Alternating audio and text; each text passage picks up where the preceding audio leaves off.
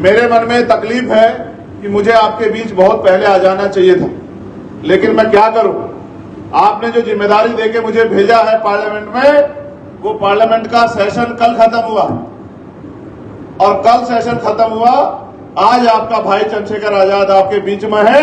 मैं सुबह 4 बजे उठ के चला था कि मुझे आपके बीच में जाना है। मेरा आपका वोट का रिश्ता नहीं है, मेरा आपका खून का रिश्ता है, मेरा आपका विचारों का रिश्ता है, मेरा आपका संघर्ष का रिश्ता है, मेरा आपका दर्द का रिश्ता है। और उस दर्द के रिश्ते के नाते आपका भाई मुझे यहां की घटना के बारे में पता लगा और आज मेरे माध्यम से देश और दुनिया में बैठे हमारे लोग जानेंगे कि सतनामी क्या है।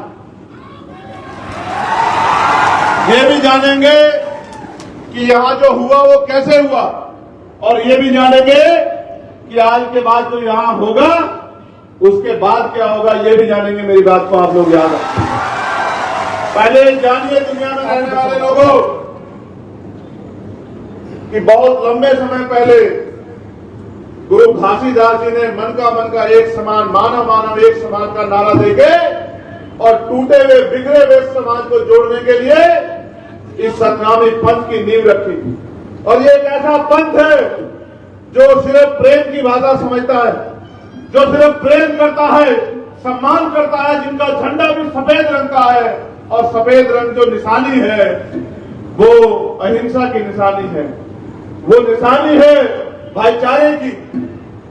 तो छत्तीसगढ़, पहले मध्य प्रदेश का हिस्सा रहने वाला छत्तीसगढ़, जिसकी पहचान सतनामी समाज से है, वो सतनामी समाज जो अपने दम पे यहाँ जुर्म जाति अत्याचार के खिलाफ लड़कर और अपनी पहचान के साथ आगे बढ़ रहा है, जिसने देश में दुनिया में अपना झंडा डंडा बुलंद किया, अपना नाम कमाया, इस छत्तीसगढ़ का नाम रोशन किया, यह है सतनामी समाज।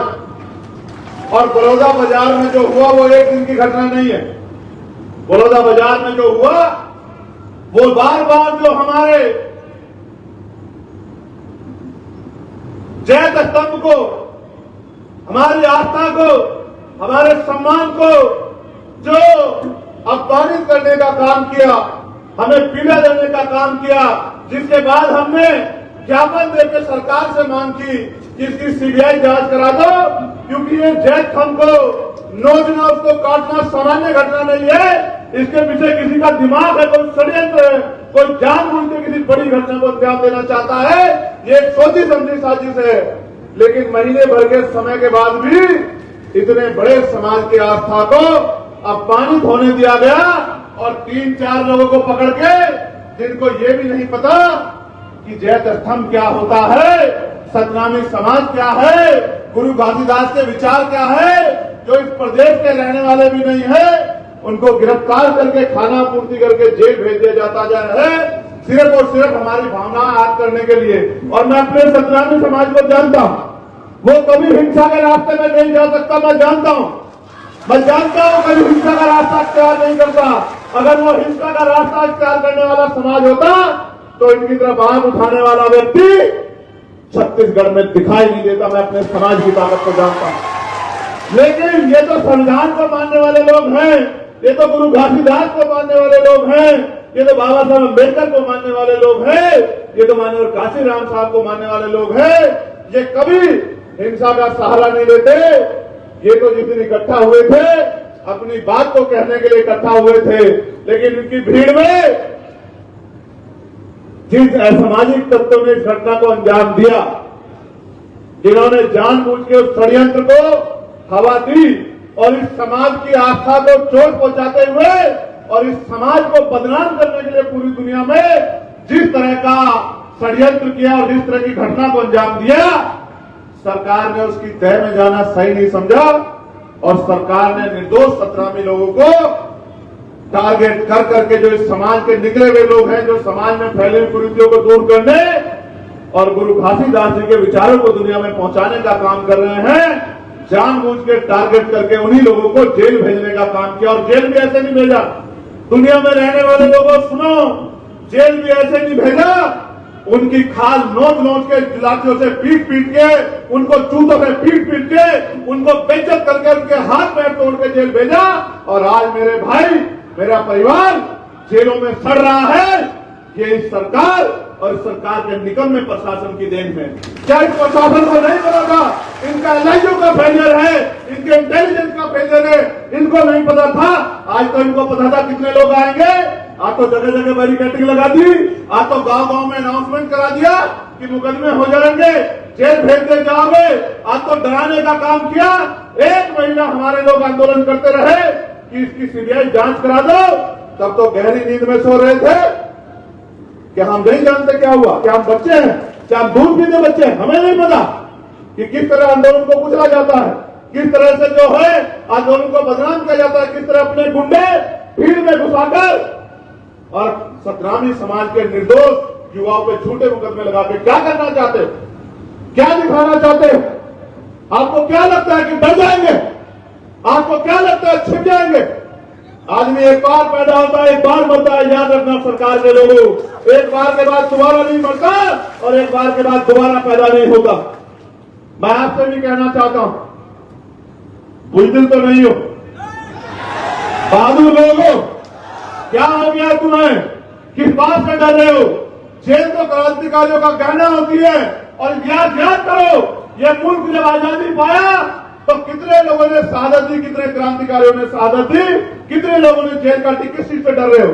मैं तुम्हारे सामने खड़ा हूं चंद्रशेखर आजाद, जिसने दिल्ली की तिहाड़ भी 2 बार काटी और 16 महीने जेल काटी, जिसके शरीर में इतनी हड्डियां नहीं, उतनी लाठियों से उसको पीटा गया, पैरों के नखून खींच लिए गए, दांत तोड़ दिए गए, रीढ़ की हड्डी में गैप कर दिया गया, फिर भी नहीं मरा।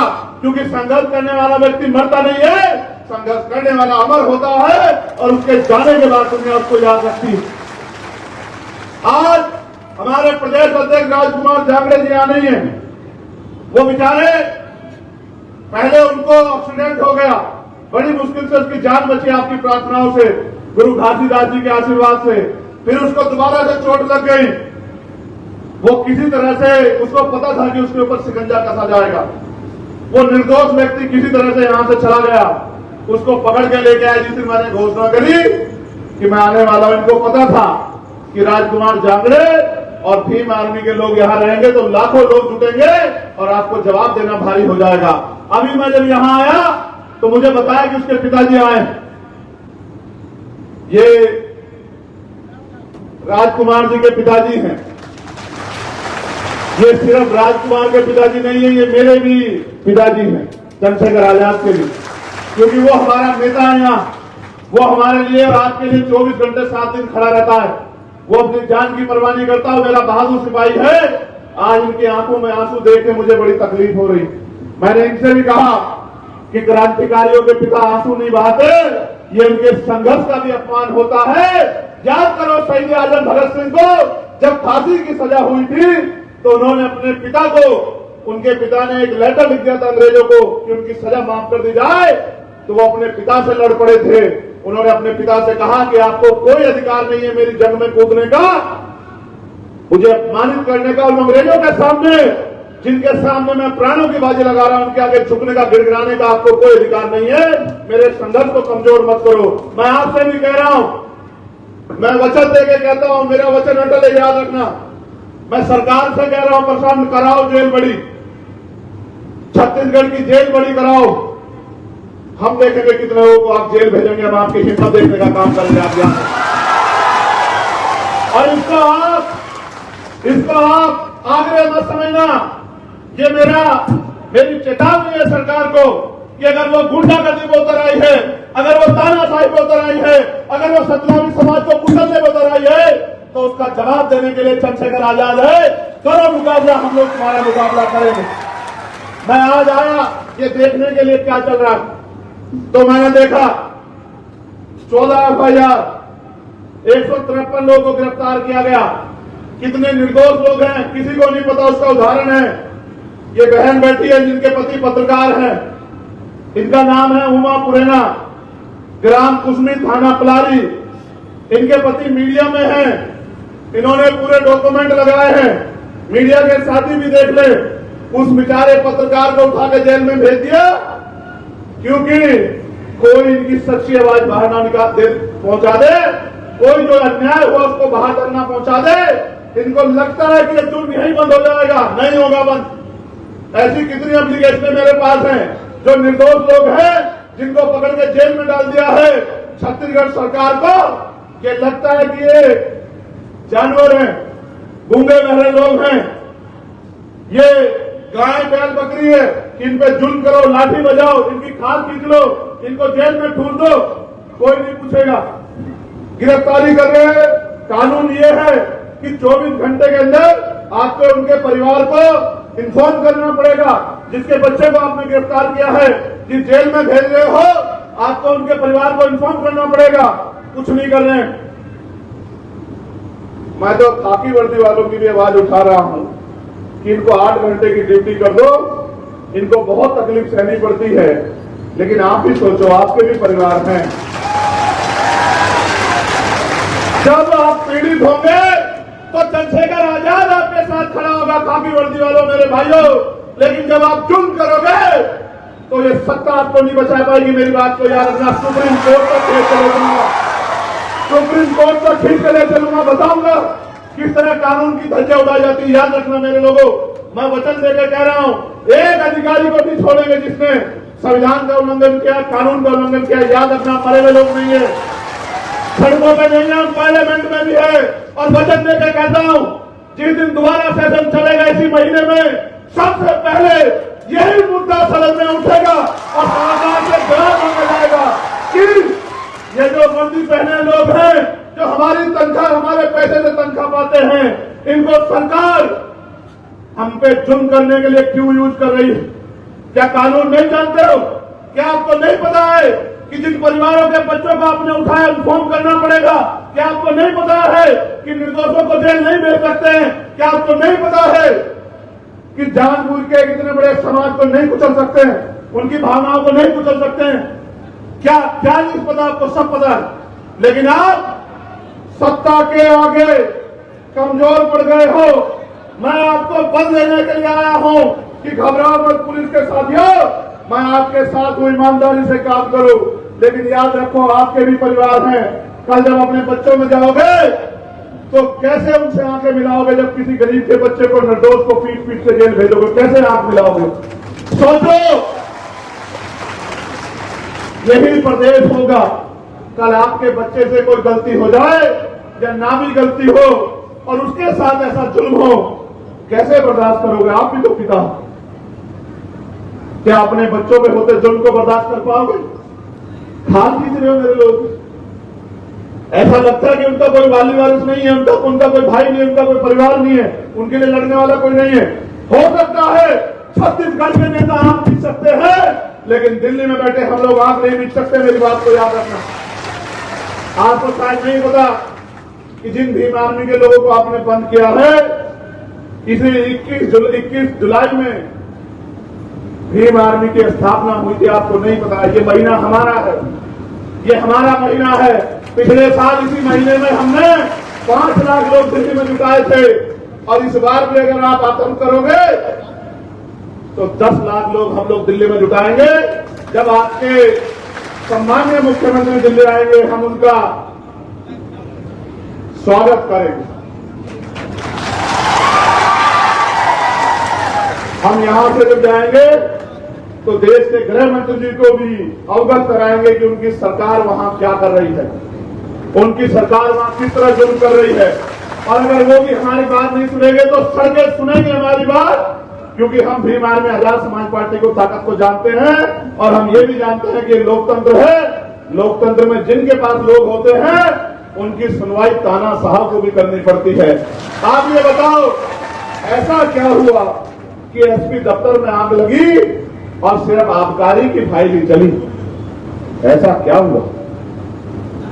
बाहर आग नहीं लगी और अंदर आग लग गई। ऐसा तो नहीं कि दफ्तर में बैठ के कोई आदमी आग लगा रहा हो।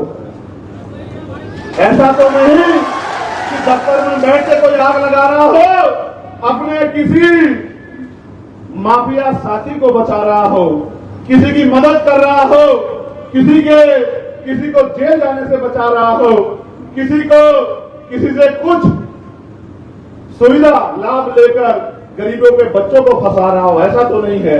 कहां था इंटेलिजेंस, कहां था एलआईयू, कहां थी पुलिस, कहां था प्रशासन? इतने लोग आए थे, क्यों नहीं बात करी? जिलाधिकारी मौके पे क्यों नहीं पहुंचा? आज इतनी फोर्स लगाई है, अगर इतनी फोर्स लगाई होती तो पत्ता भी नहीं हिलता। और इतने लोग यहाँ हैं, बताओ पत्ता कहां हिल रहा है? इनमें से कौन ऐसा है जो किसी को बुरा कह रहा है? लेकिन बुरा तो उस दिन भी नहीं कह रहा था। ये तो सत्ता और विपक्ष की मिली भगत थी जिसमें मेरे लोग पिस गए, जो बेचारे गुरु घासीदास जी के सम्मान में, जो सतनामी समाज के सम्मान में गए थे, वो बेचारे पिस गए। और वो नौजवान पिस गया जो समाज को परिवार से भी बड़ा मानकर एडी चोटी का जोर लगाकर पूरे प्रदेश में जुल्म जाति के खिलाफ लड़ रहा है। मैं समझता हूं क्योंकि हम सत्ता के खिलाफ मजबूती से लड़ रहे हैं, इसलिए जानबूझ के हमारी लड़ाई को कमजोर करने के लिए हमारे नेताओं को टारगेट किया गया है। विश्वास करो, सबसे ऊपर है कानून और कानून से ऊपर है संविधान। कोई संविधान से बाहर नहीं है। अगर मुख्यमंत्री अपराध करेंगे तो कानून उनको भी सजा देगा, और अगर गृह मंत्री अपराध करेंगे तो कानून उनको भी सजा देगा। सतनामी समाज था, सतनामी समाज है, और सतनामी समाज अनंत अनंत तक रहेगा। ये गलतफहमियों को बिल्कुल न करना। मैं आज राज्यपाल जी से भी मिला था, मैंने उनको भी ज्ञापन दिया। उन्होंने मुझसे कहा कि भाई घटना बड़ी चिंताजनक है, दफ्तर में आग लगी है। तो मैंने कहा तो आग लगाने वालों को गिरफ्तार करो, आग बुझाने वालों को गिरफ्तार मत करो। मैं तो आपसे कह रहा हूं, जिसने आग लगाई है आप सीबीआई जांच कराओ इस घटना की, उस पर कड़ी से कड़ी कार्रवाई करो। लेकिन जिन लोगों ने अपने सम्मान आत्मसम्मान की लड़ाई लड़ने के लिए जो वहां गए थे, उन लोगों पर झूठे मुकदमे लगाकर जेल में डालने का या उनको उनकी हिम्मत को तोड़ने का काम मत करो। मैं उनको ज्ञापन दे के आया हूं, और मैं फिर आपसे कह रहा हूं कि आपको लगता है हम लोग कमजोर हैं? दोनों हाथ जोड़ के बताओ कि आपको लगता है हम लोग कमजोर हैं? हम चुप इसलिए है, हम ये जुल्म इसलिए सह रहे हैं। मैंने वीडियो ट्वीट की थी, यही सब बहादुर लोग थे, अलग अलग वर्दी वाले लोग जो लातों से पीट रहे थे। वकील है, कितने मेडिकल है आपके पास? कितने लोगों पे 307 लगाई? कितने लोगों को चोट आई? एक आदमी को चोट लगी, 10 आदमी को चोट लगी, 100 लोगों ने चोट मारी कि 307 का मुकदमा दर्ज कर दिया। और आम लोगों ने जो किया, आपकी वीडियो एविडेंस नहीं है क्या कि आप जूतों से पीट रहे, गिरा गिरा के लाठियों से पीटा? आपको किसने दिया पीटने का? पुलिस का काम पीटना कब से हो गया? किसने अधिकार दिया? कौन से एक्ट में लिखा कि पुलिस पीटेगी? गुंडागर्दी करते, गुंडागर्दी करोगे, जुल्म करोगे, लगता है कदम उनकी आवाज उठाने वाला नहीं है। गलत है, गलत को गलत कहना सीखो। और संविधान की शपथ लेकर आपने जब ये नौकरी ज्वाइन की थी तो याद करो, किसी नेता के कैसे नहीं मिली नौकरी, आपके संघर्ष से मिली है। और आज इतना जमीन मर गया कि आंखें बंद करके जुल्म कर रहे। याद रखना, यहां जुल्म कर लोगे, लेकिन यहां से ऊपर भी एक अदालत है, उस कुदरत की अदालत जो सब देख रही है। आपके किए हुए कार्य उस कुदरत को दिखते हैं। मैं आपसे नाराज नहीं हूं, इसलिए क्योंकि पुलिस तो सरकार की होती है। मैं तो खुद से नाराज हूं कि हम यहां इतने ताकतवर नहीं है कि आपका ट्रांसफर पोस्टिंग कर सकें। हम यहां इतने ताकतवर नहीं कि आपको सस्पेंड कर सकें। हम यहां इतने ताकतवर नहीं कि आप पे मुकदमा लगा के आपको जेल भेज सकें। हम अभी इतने ताकत नहीं है पॉलिटिकली। लेकिन आपको क्या लगता है, हम तो वहां भी उतने ताकतवर नहीं थे जहां हम ताकतवर बने। आपको क्या लगता है कि हम हमेशा ऐसे रहेंगे? आपको क्या लगता है आपके दिए हुए जख्म हम भूल जाएंगे? नहीं, बिल्कुल नहीं भूलेंगे। हम अपनी पीठ पे पड़ी लाठी को भूल सकते हैं, लेकिन अपने समाज की पीठ पे पड़ी लाठी को कभी नहीं भूल सकते। मेरी बात को आप याद रखना। हम जानते हैं कि हम कमजोर हैं राजनीतिक रूप से। जब आपकी लाठियां हमारे खिलाफ उठती हैं तो नहीं सोचती। आपके आदमी को तो पता लगा भाइयों हमें तो पूछे रखने में मारा जाता है, हमें तो घोड़ी पे बैठने में मारा जाता है। आपको तो पत्थर लगा, आप तो घायल हुए, मैं उसको भी सही नहीं मानता, मगर हमें तो मार के लटकाया जाता है भाई, हमें तो मटकी छूने में मारा जाता है। हम किससे नहीं लड़ते? हम तो अपने मुल्क में जुल्म सहरे, करोड़ों की आबादी होने के बाद भी इस देश का दलित, पिछड़ा, आदिवासी और अन्य धार्मिक अल्पसंख्यक जुल्म सहरे। हमारी मौलिक होती है भाई, हमें मारा जाता है, दाढ़ी रखने पे, टोपी पहनने में मारा जाता है, हमें आवाज उठाने में मारा जाता है। हम नहीं लड़ते, हम संविधान पे भरोसा रखते हैं। लड़ने वाले लोग होते तो आपकी हिम्मत नहीं होती, हमारे पंडाल में घुस जाते, आपकी संख्या कम नहीं। लेकिन आप जानते हो, क्योंकि लंबे समय से इनके नेताओं ने इनको ठगाया है, तो आप इनको बेसहारा मानते हो। लेकिन अब ये बेसहारा नहीं है, अब इनमें एक मजबूत आवाज है। जो इनका नेता नहीं है, इनका भाई और इनका बेटा है, जो अपने प्राणों के बलिदान लगा देगा, लेकिन इनको कमजोर नहीं पड़ने देगा। मैं आपसे भी कहता हूं, हाथ जोड़ के कह रहा हूं, इसे मेरी विनती मानो कि इस जुल्म को बंद कर दो, इसमें सबकी भलाई। और जिन निर्दोषों को आपने गिरफ्तार किया है उनको छोड़ दो बिना शर्त के, इसमें सबकी भलाई। वरना फिर आंदोलन होंगे। और इस बार आंदोलन अगर छत्तीसगढ़ में हुआ तो उसका प्रचार करेगा चंद्रशेखर आजाद गांव-गांव घूमकर। इसका प्रचार करेगा भीम आर्मी का एक पदाधिकारी, आजाद समाज पार्टी का एक पदाधिकारी। क्योंकि लोकतंत्र में आप हमें नहीं रोक सकते हो अपनी आवाज उठाने से। इसलिए मैं आपसे कहना चाहता हूं, जितना जल्दी हो सके किसी को खुश करने के लिए किसी पे जुल्म करना ये न्याय नहीं। न्याय का सिद्धांत तो ये कहता है कि 4 दोषी बच जाएं, लेकिन एक निर्दोष को सजा नहीं होनी चाहिए। लेकिन आप तो पहले से जज बन गए, जूते से मारते हो। हम तो वो हैं उसका जूता बनाना जानते हैं,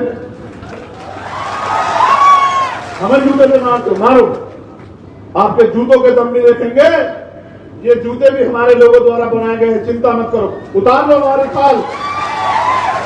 खाल उतार लो, हमें जूतों से मारो, हमें लाठियों से मारो, हमारी खाल खींच के जेल में बंद कर दो।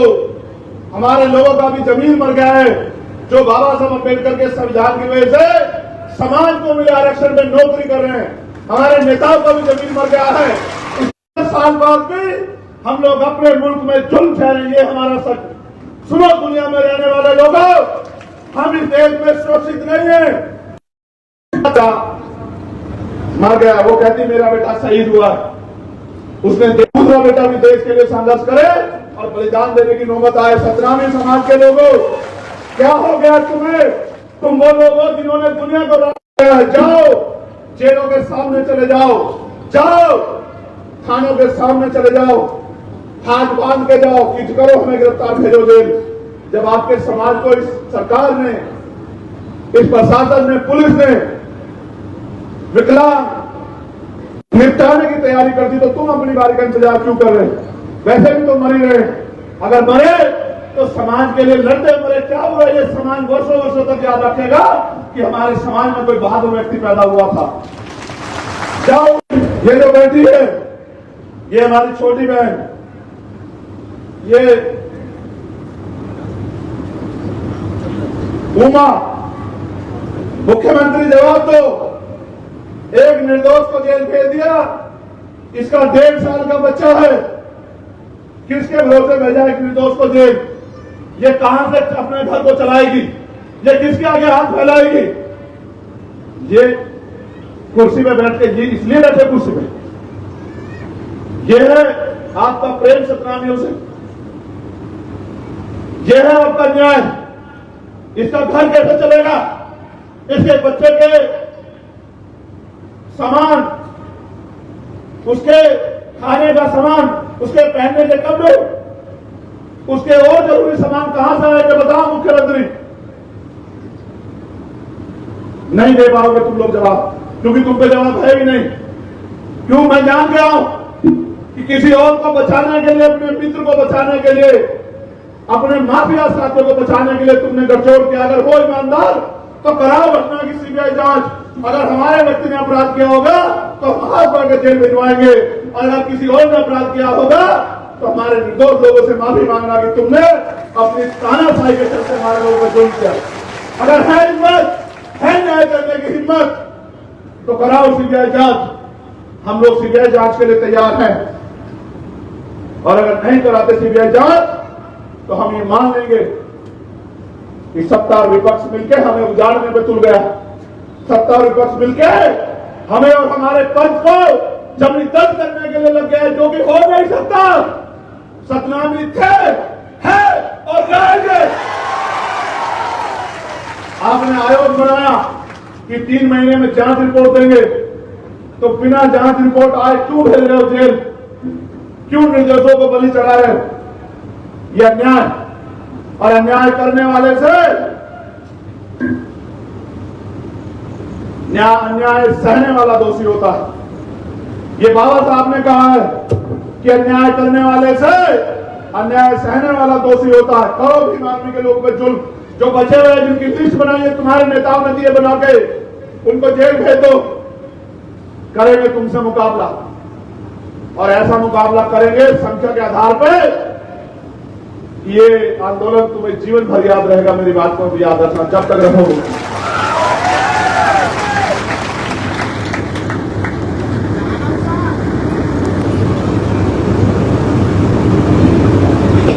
आयोजनकर्ता किशोर नवरंगे को रिमांड के समय जिलाधीश कार्यालय में ले जाकर उग्र रूप में वीडियोग्राफ किया जा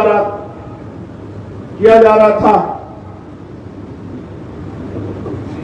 पुलिस ने उन्हें थाना बड़ौदा बाजार रिमांड में रखा। जब रिमांड में रखा उस समय पुलिस द्वारा मारपीट व मानसिक प्रताड़ना में गाली गलौज, गुरु घासीदास बाबा जी का अपमान व सतनामी समाज का अपमान किया जा रहा था। ये स्वीकार नहीं होगा भाई, करोगे तो ये स्वीकार नहीं होगा। उक्त घटना को पुलिस द्वारा जिला कार्यालय में शाम के समय आयोजनकर्ता किशोर नवरंगे को ले जाकर उग्र रूप में करके पत्थर फेंकवाना, ये सब का वीडियो ग्राफ लिया जा रहा था। इसका मतलब सब कुछ प्लान किया गया है, सब कुछ तैयार किया गया है, जानबूझकर षड्यंत्र करके सतनामी समाज को देश और दुनिया में बदनाम करने का एक षड्यंत्र किया गया है। इसलिए मैं पुनः मुख्यमंत्री जी से मांग करता हूं कि वो सीबीआई जांच कराएं और दूध का दूध और पानी का पानी होने दे। जिसने अपराध किया उसको सजा मिलनी चाहिए, लेकिन उसकी आड़ में निर्दोषों को बलि पर नहीं चढ़ा जा सकता। मैं जितने परिवारों के बच्चे जेलों में हैं, मैं उनको विश्वास दिला कहता हूं कि मुझे बस 10 दिन चाहिए, मैं देश भर में अपनी तैयारी करूंगा, और अगला आंदोलन जो पिछली बार दिल्ली में हुआ था वो इस बार दिल्ली में नहीं होगा, वो छत्तीसगढ़ में होगा। छत्तीसगढ़ को भी पता लगनी चाहिए, और वो आंदोलन में अनिश्चितकालीन होगा। वो आंदोलन तब तक चलेगा जब तक ये जुल्म खत्म नहीं होगा। आप यहां पहुंचे, किस तरह आपको डराया गया मैं जानता हूं, किस तरह बैरिकेडिंग लगा के नाम पते लिख के आपको कमजोर करने की साजिश रची गई। लेकिन यहीं से अंदाजा लगा लो, प्रशासन और पुलिस के लोगों, इतने डराने के बाद भी अगर मेरी एक आवाज पे इतने हजार लोग यहां इकट्ठे हो सकते हैं, तो जिस दिन मैं खुद यहां आंदोलन को नेतृत्व करने के लिए प्रचार प्रसार करूंगा, उस दिन छत्तीसगढ़ में कितना बड़ा आंदोलन होगा इस बात को समझो। हम तो जुल्म सहने के आदी हो गए, लेकिन मैं समझता हूं कि हर चीज का अंत होता है, इस जुल्म का भी अंत।